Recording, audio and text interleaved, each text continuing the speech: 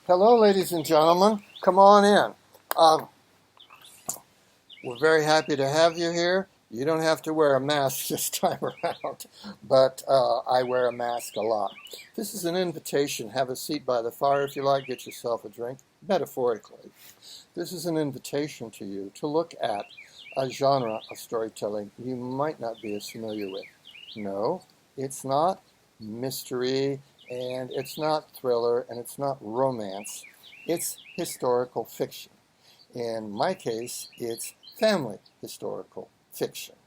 The three books are called, the titles are very similar, The Gypsy Family Circus of 1933, The Gypsy Family Circus of 1934, and The Gypsy Family Circus of 1935. You don't have to read them in any particular order. They're all on Amazon.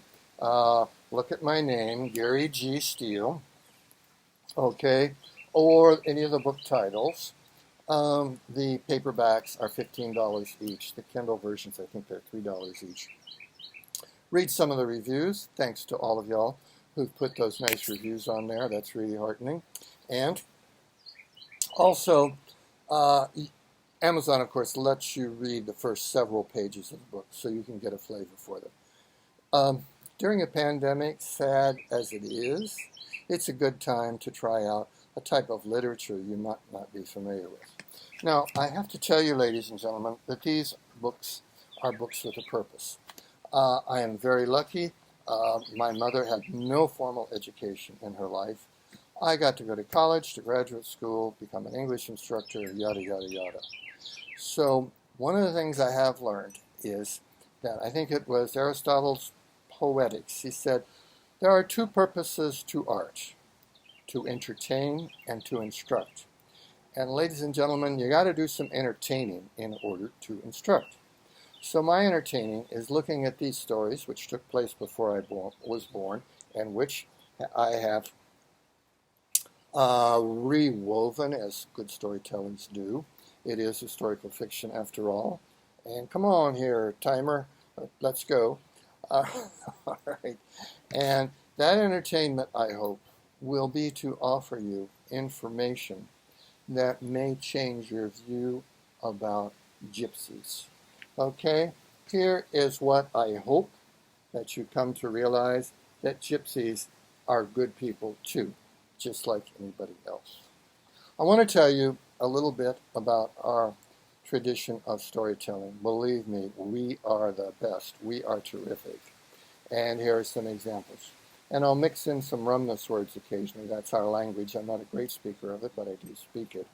And I'll always translate if I remember to, but I'll always remember to. When I was a bitty chavvy, fishing by the yard, when I was a little kid sitting by the fire, I would shun the folky telling stories. I would listen to the people telling stories. And sometimes they were just pulling my leg, just loving to have a good time. They would say things like, now, back in the Depression, times were really bad.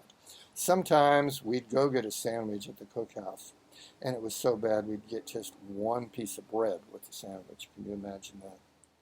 And the hens were starving to death. Why, all they could lay was little bitty bird eggs about that big, no regular eggs. Now, it's a fact that during the Depression, a bucket of water you had to carry weighed twice as much as it does now. Okay, and one I remember that I really liked was, you remember the Donnellys, that acrobat family that had a teeterboard act? Well, times were so bad and they got so skinny that they were flying way too high up in the air and it got too dangerous. They had to redo their whole act. So sometimes it was stories like that that I knew just were fun, and sometimes I didn't know exactly what the truth was. I would hear things like, now, some people say that's not how the story ended. Now, your Uncle Joe, he's a good storyteller too, but I like my version better. Now, which do you want to hear again, Uncle Joe's version or my version? And of course, I want to hear both of them. Okay, or I'd hear something like, now, wait a second. I want you to think for a second. You know what it's like to be in a car or a truck going down a steep, steep mountain, and there are curves right and left, And you want to use the brakes more. But you don't want to burn out your brakes before you get to the bottom. But you don't want to take a chance, and you don't know how far away the bottom is. This big old mountain just goes down and down and down. You know what that feels like? Well, that's what Tommy felt like when he got on that new horse. He didn't know what was going to happen. So that's how he felt too. Now, let me tell you. Or they would be going on something like that. Oh, excuse me. Next part is really funny. I haven't told you. Of course, we'd all be laughing too. We didn't know what the funny part was, but we couldn't wait to hear it. Okay? And another one would be that would just about torture us. You know, kids, this is a long story, and I think it's getting too late tonight. You need to jaw to the woodrest to sooty. You need to go to bed and go to sleep now. Oh no, please, you got to finish the story. We also heard a lot of stories going over the road from one circus town to another circus town we were going to play. And we'd say, please tell us a story. Well, that was always hoping that the story would end before we got into the next town. If it didn't, we were afraid we'd never hear the end of that story. Point is that storytelling is woven into our culture, and it helped me make me the man that I became. I ended up going to college, then going to Peace Corps in West Africa, and coming back and going to graduate school. But one of the things I learned was you can do anything you want to do, use your brains, and work hard. Let me give you an example. Okay, Louis Chavez was dealt a little to jaw to the Hubbenbuttiker. 2 kids were given $1 to go to the food store. So they went in and they had these things to buy. And the mushdoy and the man there said, that'll be 79 cents. So they handed the man 4 quarters. And he counted them back, 3 nickels and a penny. The kids looked at it. They counted it. Now, they gave him 4 quarters. The food cost 79 cents. He gave him back 3 nickels and a penny. What do you think those kids should have done? Okay? And the answer that we were supposed to come up with was something like this. Please, sir, we gave you 4 quarters. What we bought cost 79 cents. And look, you've given us 3 nickels and a penny. Could you count that out again? I think there's been a mistake. Now, we were always supposed to be very, very Christian, very, very good and polite with the gauges. And sometimes people make honest mistakes. But always ask. Don't just walk off and lose a nickel. By the way, a nickel was a lot in those days. And a lot of times people just make mistakes. Now, if they want to argue with you, you have to decide whether you just say, well, I'm so sorry, sir. Have a good day, and leave. Don't chinger with divya folky. Don't argue with crazy people. Okay, so those are the kind of things. These stories had a purpose. They were to form our character, imprint us, the culture on us, and help us become who we were. Now, I want to give you just a little sample of why we are what I call the invisible minority. It usually just doesn't pay to tell people you're a gypsy. So we pass. We have to. In the old days, it was even more necessary because people believed such horrible things about us. If they found out that we were unnachels, we were gypsies, well, my goodness. Business couldn't do business, so on and so forth, wouldn't trust us, would want us to leave town. So here's a little list of some of the things I've heard. When finally, good friend with a gauja, a non-gypsy, I opened up and said, there's something I need to tell you about.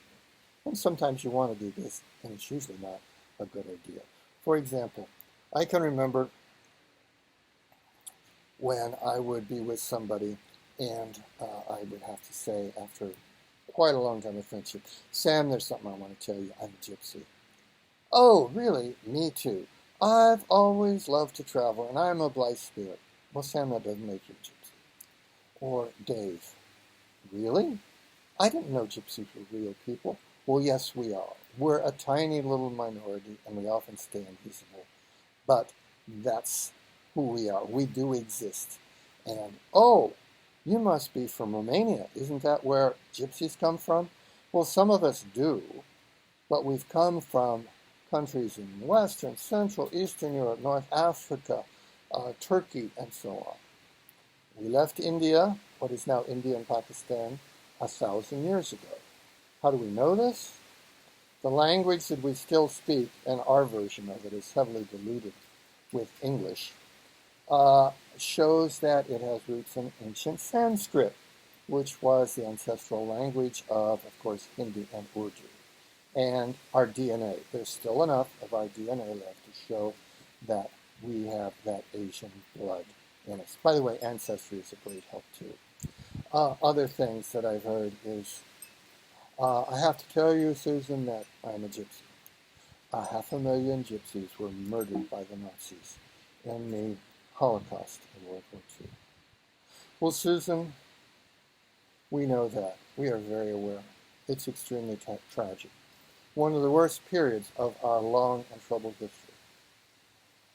I won't say it to your face, but it's not particularly polite to present that information as if we did not know it. I'm just going to think you probably wanted to say, I know something about your group. Okay.